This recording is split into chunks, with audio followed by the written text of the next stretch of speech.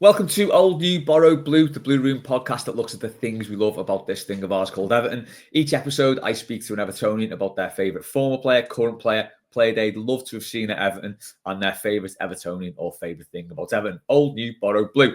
I'm made up to be joined this week by Gaz Jones, someone I've known on years for Twitter, and a toffee who's doing some fundraising for St. Luke's. Gaz, lovely to have you on. Before we kick off, do you want to give us a quick rundown of what you're doing, why you're doing it, and how people can donate, more importantly? Yeah, please. Thanks for having me on. But so it's for St. Luke's Church.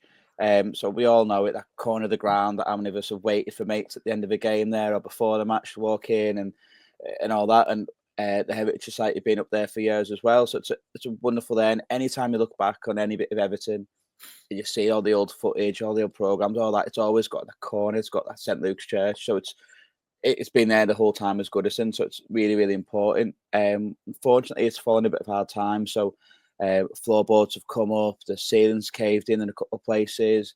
The big bit is the boiler's gone, and commercial boilers like just not cheap. We've had two quotes for 15 grand for it, so it's just so excessive. But it is what it is. So just trying to raise money to help the church, obviously help out.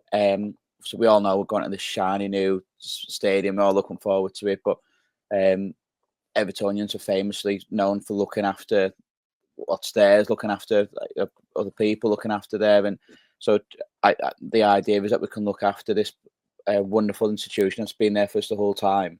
And as we go and say goodbye, just leave it in a decent nick that's what the aim is. So done a few bits. Some of you might have seen I had the FA Cup a couple of times in games downstairs, and kids, adults, all away fans, home fans all came, lifted it, a small donation to the church. We've got a raffle going now. We've got 30 different prizes, I think it is. Everton gives a signed shirt, the Winslow £100 voucher there, Hands Tours give us coach travel for next season for a game. So lots of amazing prizes on there. And then the big one is I'm going to be walking to Wolves away in a month's time now, isn't it? So yeah, that'll be the tough one. That's a pretty thankless task, that, isn't it? But the hope is, I mean, how many games have we been to where you've had this amazing journey and you get there and then the game's off and you go, well, it's a great weekend ruined by football. I'm just hoping that it's not one of these occasions. But I tell you what, that would have to be a pretty bad game for the walk to be the best part of it, wouldn't it? Yeah, I guess, yeah. So how can people get involved in the raffle or donate to what you're doing? So we've got a GoFundMe. So I'm on Twitter, trick or tweet 0. So get in touch there. Obviously the GoFundMe I've been sharing out everywhere, and I know you guys at Blue Room have been sharing it, and a few others. So if you can donate £10, then I can get your raffle ticket and obviously get your name in the hat for win one of those amazing prizes. Say there's 30, so you've got a decent chance of getting something there. And just every little bit helps, and just really grateful for everyone else so far. I think we're about 4,700 at the moment, so it's amazing that people have been helping out so much. So thanks for everyone as well who've been helping out. Yeah, that's class, and a really, really good cause as well that people might not realise needs doing. I mean, 15 grand for a boiler, that is a lot of money. And you think when you go to the roof, and the floorboards and that, there's a lot of work to be done. And as you say, it's as much a part of Goodison as anything, isn't it? Because it's iconic, that church in the corner. And you might not know this, but do you know anything about the Legacy Project? What's going on with that? Have you spoke to anyone at St. Luke's? Do they know what's going on with it? Or in terms of the stadium, we've not heard too much, have we? So I don't know there, but obviously St. Luke's will be continuing. It still will be there for the local community, so really important. But the other bit I want to really do before I forget is it's been myself and Richie, and Richie's part of the Fab that's been doing this in the Heritage Society. So big shout out to there, because I'm constantly giving him a shout and can I do this? Can I do this? And he's like, yeah, go on, go and do that. So it's been good for meeting him to bounce ideas out. So shout out to him as well, because it's important. There's a pair of us doing it. Good stuff. I'll put all the details in the description, and we'll tweet it all out as well. Thanks very much. Things like that, all the usual stuff. Right, let's get on to the show now. So before we get into our old new borrowed blue choices, I'd just like to find out a little bit about people's first memories of Goodison. So what was your first game, or the first game you remember? So I've got two. Basically, the first game I ever went to was Blackburn, as they were about to win the league in '95. So I think it was April '95. And then I hadn't really followed football. I hadn't really got into it at all. My dad took me down and sat me there, and I didn't really understand it all. It was all this like, obviously it's not like now when it's on telly every day, is it? So growing up, it wasn't as much. So he sat me down there. I remember being, oh wow. And then Blackburn scored after like seconds. So in my head, as this like young kid, I thought it was like basketball. It was going to be like left, right, goal, goal, goal, goal, goal. So when they missed a second chance, like a minute later, I was like, get in. So now we'll get our chance. And then my dad's like, no, you don't understand this. So that, and then I think it was a year later, for my 8th birthday, he took me to Hillsborough for my first away game. And that was Kanchelski's when he scored the hat trick and just absolutely torn up the shreds that day. And that was my, yeah. But that was my, I'm an Evertonian day. That was my, like, there was no other team ever after that day. That was amazing, that one. Ah, good stuff. That's amazing. Yeah, there's not like a really good away is like that. I think my first was FA Cup semi. Oh wow! Against Sheffield at Villa Park. So yeah, both of our first aways against Sheffield. The Blackburn, was that what I was looking at? Was that where it finished 2-1? We got beat.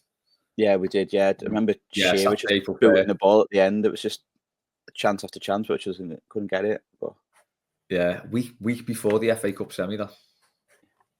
Yeah, it was good times though. Good times. But really quickly after the Sheffield Wednesday, obviously it was like incredible, and that was it. I was a blue.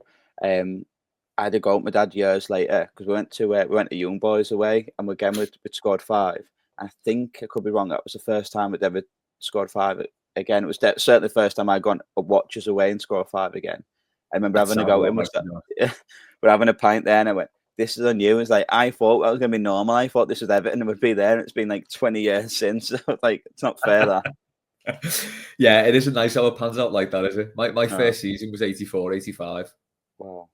And yeah, you think so basically the first game I remember us getting beat was the FA Cup final that season. Obviously we lost games in between, but I just don't remember it. And you think, yeah, this is great. It's normal. This is how it's gonna be. And sadly not. I always think about Rob Vera as well, who does the pod with us. So his first season was 04, 05, the first season he started following Everton. Yeah. And it was like it wasn't a great season, but we finished 4th, and it's kind of like, okay, is this how it goes? Sadly not. But speaking about that season, major player of that era is your favourite former player, who is Tim Cahill. Tim Cahill. Yeah. What a shout. He got it, didn't he? Everyone says that, and that's the thing for him. But he got it, and every game I do try and look back at it, and I do try and look fair, because sometimes we've got like heroes and stuff, and then towards the end they're given a bit of a hard time, and then that's kind of forgotten about. And I don't recall ever hearing anyone question Cahill's like effort. It was just put his body on the line every game, and then the other bit just to make him a hero, isn't it? Is the late goals, the important goals, the derby goals, and yeah, he got it, didn't he? He was superb. Yeah, he was a very rare kind of player who he wasn't like, I don't know, I think everyone accepts he wasn't technically the best. You know, you had some artisans in that team like Arteta and Pienaar, but he was all heart, all graft. I mean, he wasn't crap. He was still a very good player, but it was those goals and the way he got into the box late that was like his real trademark, and kind of summed up sort of that David Moyes team, didn't it? That sort of work ethic, and probably surprising people as well.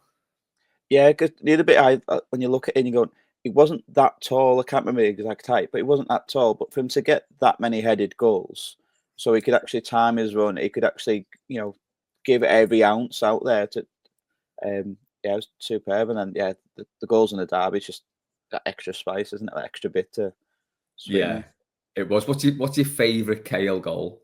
I'm struggling to think here because there's a lot of them. Yeah, there was a lot. I think Villa away in that season 04-05.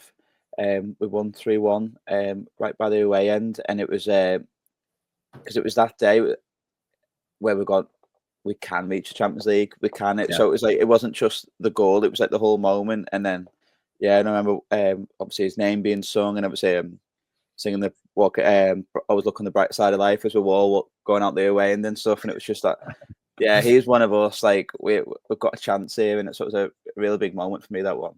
Yeah, it was great, and he did epitomise that team. He was 5'10", so not very tall at all, really. Yeah. So it's surprising, like the way he put himself about, and that. I think as well that the thing that always strikes me, and every time I talk about Tim Cahill, it's like how close we were to actually not signing him. Yeah. So he was signed for Palace; it was done. When you think about it, Millwall to Palace, it's a very Crystal Palace type signing. That's the sort of signing they make. So amazing that we actually got him. You know, he stayed at the club for a long time. Was really instrumental in all that. I think technically his best goal was possibly Chelsea away, that overhead kick, Yeah, which was the way he flipped it up to himself. But yeah, cracking choice there. Yeah, have to agree. Good one. We'll go now on to your favourite current player, which is new player. Not especially a new player, but very much a current player, and a pretty popular choice on this show, and I can see why. So your favourite current player is Branthwaite. Oh, well, I was torn between the two. Of what it's Branthwaite and Pickford. They were the two where I'm really sort of torn between. Is it Branthwaite after last night's derby? Because he was very good last night, wasn't he? He was. For me, he was man of the match in my view, at least. But yeah, I do firmly believe that if it wasn't for Pickford, we would have been relegated by now. And then you can take your pick over which season you want to apply that to. That we've had recently, sadly. But when you look back at that Leicester away game, when he saved Maddison's penalty, or you looked at Chelsea home game when what was it, with something like 7 points adrift before that game. I can't remember exact, but it was just we were gone, and that's the start of May. And that double save at one save of the season, it was just and then again, he has that bit similar to Cahill of he gives it everything, and it means something to him. You never look at him and go, "Oh, it's not ass today, is it?" Every time you watch him and you go there, and then obviously the celebrations and East Slide last night, everyone's going on about. So yeah, it's amazing. I think just on last night as well. Obviously, we're recording this the day after the derby. It's gone under the radar a bit though, but the importance of that save from Salah. Yeah. Because they just scored, hadn't they? I think part of that game there, we just missed the Corey, just put that chance over, hadn't he? They went down the other end almost immediately, it felt like, and scored. Yeah. And it just took the wind out the sails of the whole crowd. The team looked flat. And we had to ride out the rest of the game, really. I think that was the only time they really sort of took it to us. But in between that, Salah picked it up at a place just outside the area where he notoriously scores quite a lot of goals from. And just killed one, and it was a great save, wasn't it? It seems routine for him, but yeah, I think that's part of it. That if he's making his content that 8, 9 out of 10 each week, that when there is a slip, because he has made mistakes, and he would admit that himself. But so when he does, it's then highlighted more because it's going, hang on, it's Pickford here, it's not a young kid. So that was a tough time because when you look back in it and then you go, you've had the Branthwaite goal disallowed. You've had not the penalty. You didn't get that. Tokore's missed that. Bradley wasn't sent off. All that happened in I don't know, must have been about 15 minutes. It felt like. They've then scored, and then it was just flat. So I think that's part of what made it so special when we actually did, because we were dead and buried. We were. I know it was only 2-1, and so it was a chance, but it definitely did feel like that was game over. But yeah, that's what you need from your keeper, though, isn't it? And that's why it's important to have a keeper. I mean, I personally think he's the best in the league. I might be being biased there. I don't know. I do think he is, though. And as you say, he's dug us out a lot of times, a lot of seasons. I think that save against Chelsea, no exaggeration, the best save I've ever seen. He should never have got to that ball. No, yeah, absolutely incredible. But it was his instinct to, I've saved it and I've got to go again. It was just instinct, incredible. Yeah, exactly. A lot of keepers would just give up on that. They've made the one save and then it's like, oh, can't make that. But yeah, he's clearly an elite player and he's got an elite mindset, even though he seems a little bit mad. But we love him for that as well. A player who's not quite so mad, then we'll go on to Jared Branthwaite now. He looks like the personification of cool at the back again, doesn't he? I think he's had a tough season this season with his injury, getting back to the team, and but he looks like, again, last night, he looked like he sort of got to his best. I think that's the best game he's played this season. Yeah, He is so calm and cool, isn't he? And then I think even on like Saturday, just gone, it wasn't a great day for us, and obviously, but again, I've gone. He's the leader of that defence. He picks it up, it takes it, and then there's times when you see him running forward, he gets it. It's play, and yeah, that it did have a tough start, but again, it didn't play any pre-season, I don't think. No. So yeah, it's an incredible player, and yeah, I think as well, it must have been tough for him with the summer of constant. Any time he must have gone on his phone and looked at a paper, turned the telly on, him going Yeah. to Man United. I can't be easy for anyone. No, not at all. Especially like a 22-year-old as well. He's, after his first season as well. That's like getting thrust into the limelight quite a lot, that isn't it? Yeah.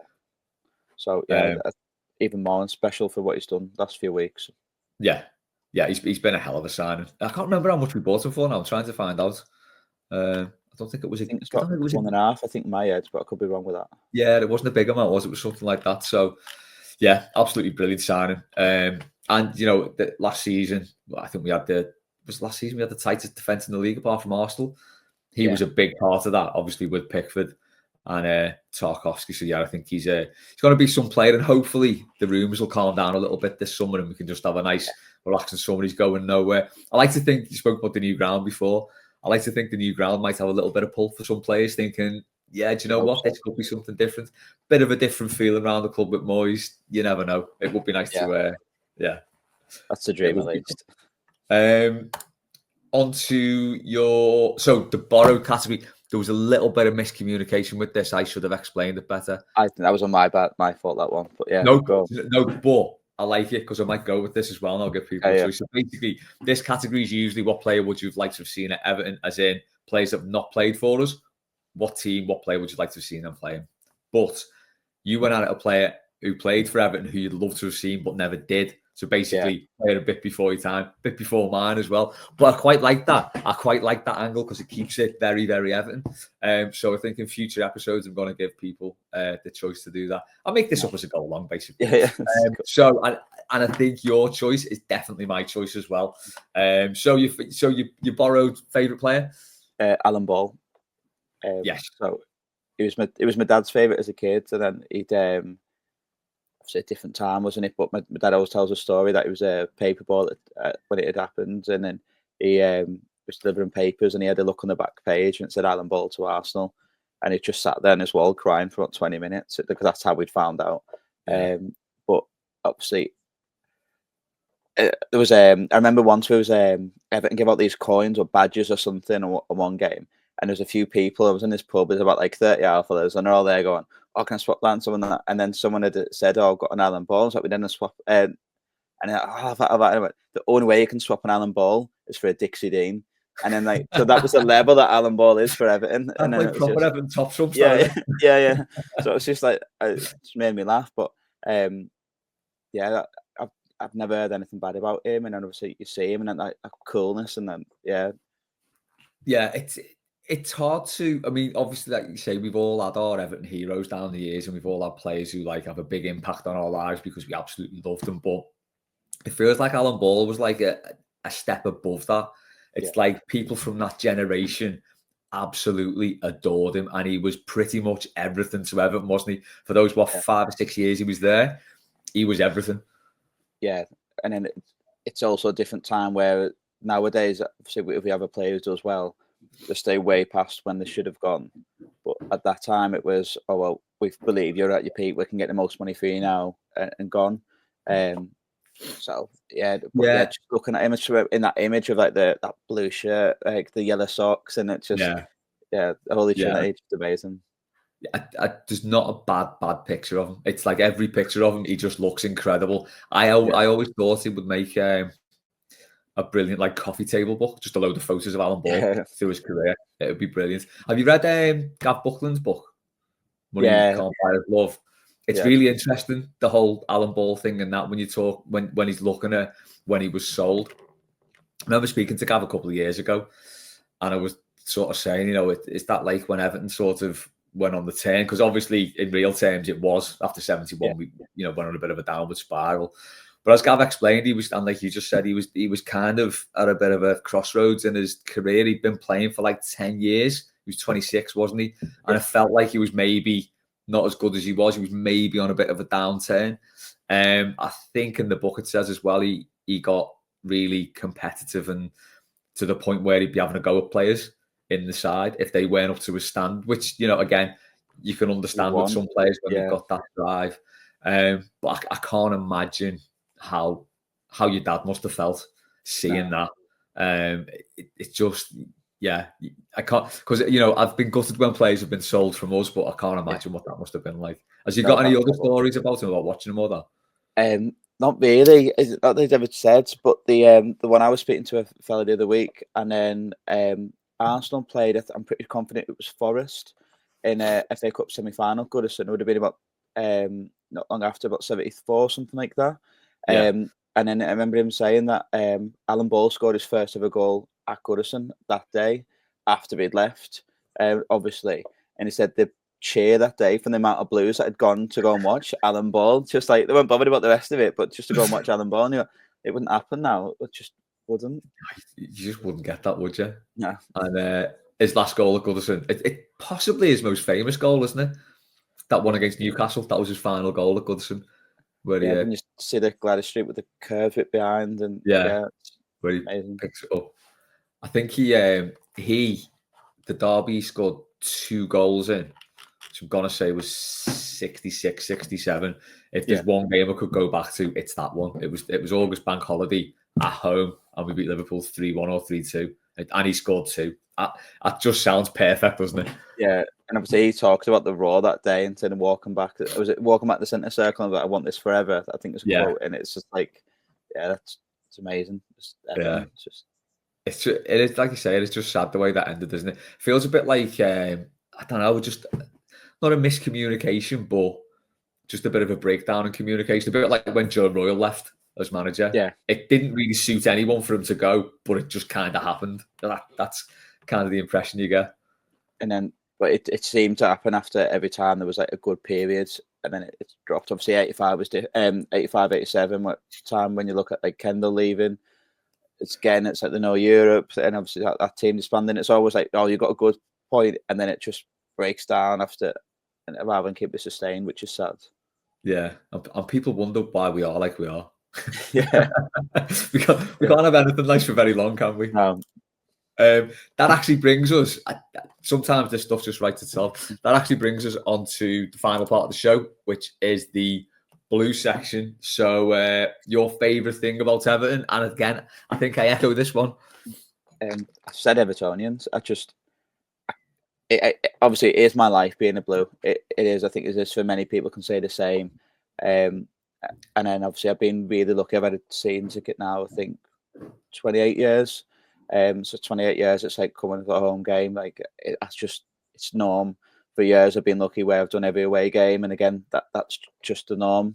But the amount of stories like you could sit and say and share with other Blues, and like you've been here, there, everywhere, and it's just amazing. Like I went to Kharkiv when we played there years back, and I remember going there, and then we were getting a midnight train from Kiev to Kharkiv, and my old fella going, "There's going to be no other Blues on this train. Just keep your head down. Like let's keep it quiet."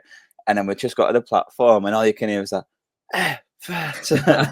and then you just see all these lads like with crates of lagers and stuff, and it was just amazing. And the police are getting on at like 2 a.m, telling everyone to be quiet. And then they put us all in this like 4 carriages. You had these 4 Everton carriages at like 3 a.m. in between Kharkiv and Kiev, and they're going like, and it's just Everton. It's like it's the middle of nowhere, but it's all Everton. It's just so much. I'd say there's so many stories where you just think of. And then last night, I know I'm biased, obviously, but I can't imagine many other teams celebrating and it meaning that with that goal. I can't imagine any other ground really sort of having that moment with the fans on the pitch in the corner, the players there, but obviously Decore kicking off. It's just like everything. I can't imagine happening at many other stadiums. I just can't. I agree. My dad said the same thing last night because he sort of said, I mean, I thought the Liverpool fans bringing those balloons and stuff was like pretty embarrassing. Even by their standards, that was like pretty tin pot. But when it went off at the end like that, my dad was like, he's watched games on the telly with them when they've won loads of stuff and they've done big things, but it never seems to be like that. The way we celebrate when we properly go for it, it does seem. I mean, every fan might say this about their club. I don't know, but it does. There does seem like there's something else there, doesn't it? Yeah, it's just that passion. Just that it might be that I've not had much to cheer about, so any tiny bit of enjoyment is like latched on. It might be that. Yeah, it could be that. But yeah, just insane and just it's absolutely incredible. And then wherever you go as well, you meet Blues.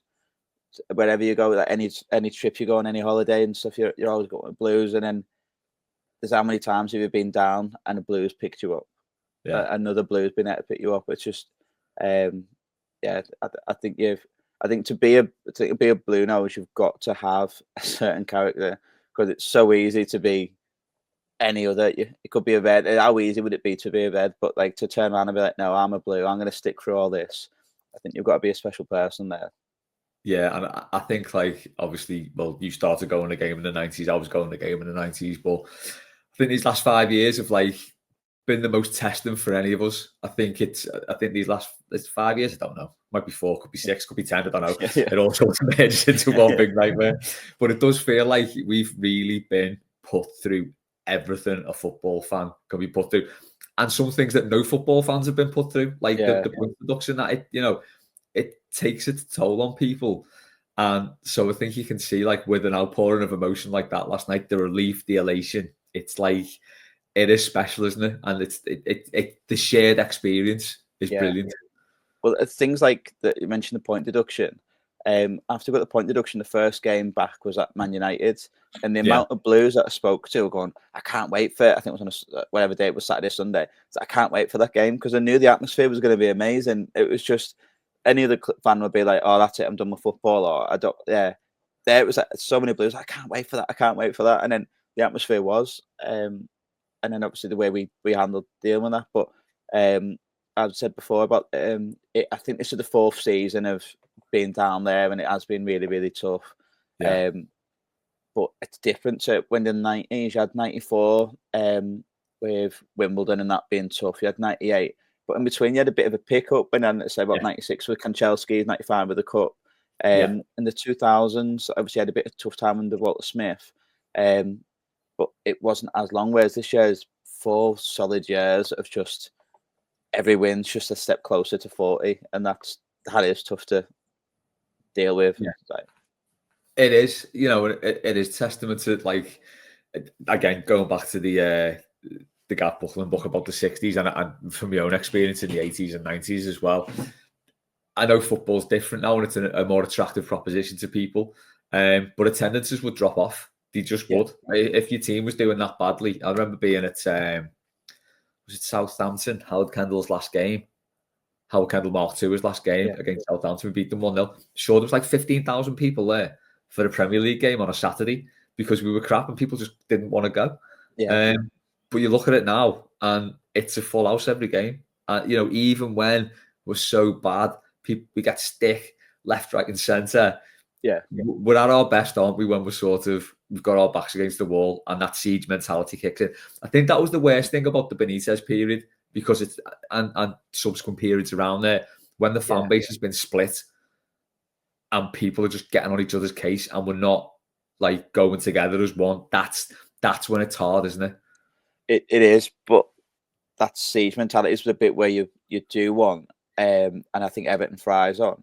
But it's sometimes been at a game and then it's just been absolutely it's a dull game. I was struggling and we got nowhere near the opposition. And it's I always want the referee to give a really bad decision. I almost want that just to get the crowd all just on there. And then obviously there's bits like the famous one, like that Phil Neville tackle on Ronaldo and stuff, where it is just gets that.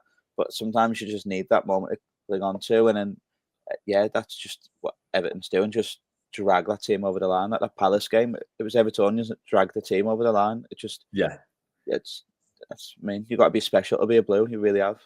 Definitely. Do you think?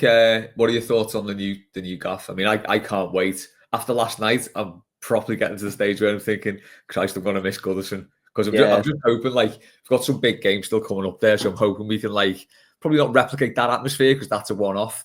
Yeah. But, you know, get a good atmosphere in there. But I'm a little bit approaching the new ground with a bit of trepidation. Will we be able to replicate that? I know it's been built with that in mind, but it's a nagging thought at the back of my head.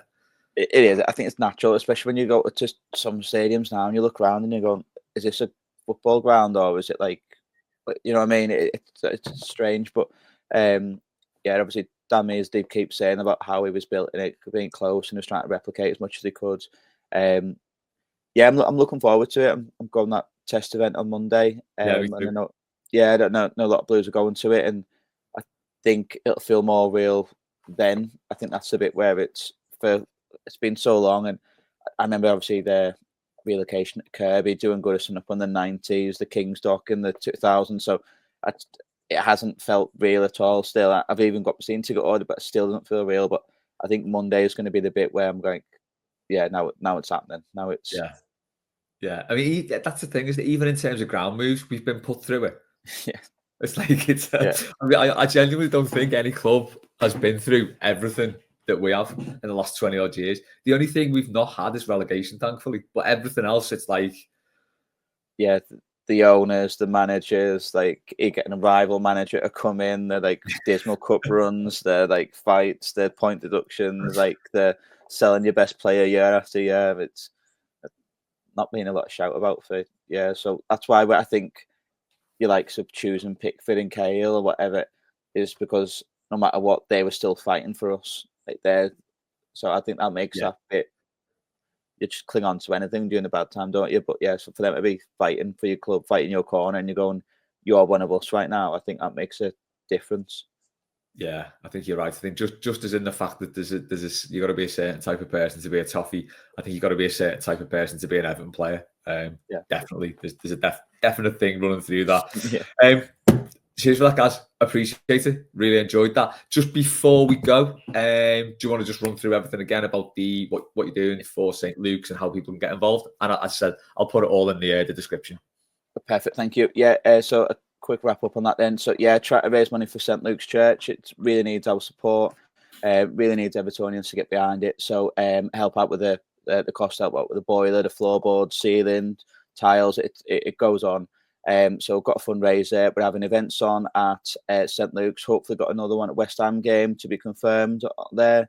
I'm walking to Wolves away in a few weeks. So if you see me, give us a shout. But I've got a raffle going on at the moment. Around about 30 different prizes. Photographers have put stuff in. Winslow's put stuff in. Denby and Towns put stuff in. So it's absolutely amazing. Really thank out to everyone who's donated so far. Really shout out to everyone who's donated the prize as well. That's really grateful. But go on our GoFundMe and then thanks so much for everyone. I really appreciate it. Thank you. Good stuff. Really good cause. Nice one for doing that. Thanks for coming on as well. Really appreciate you taking the time to come on and giving us those choices. That's been Old New Borrowed Blue. Thanks to Gaz. Thanks to everyone who listened and watched maybe on YouTube. We'll catch you for the next one sometime.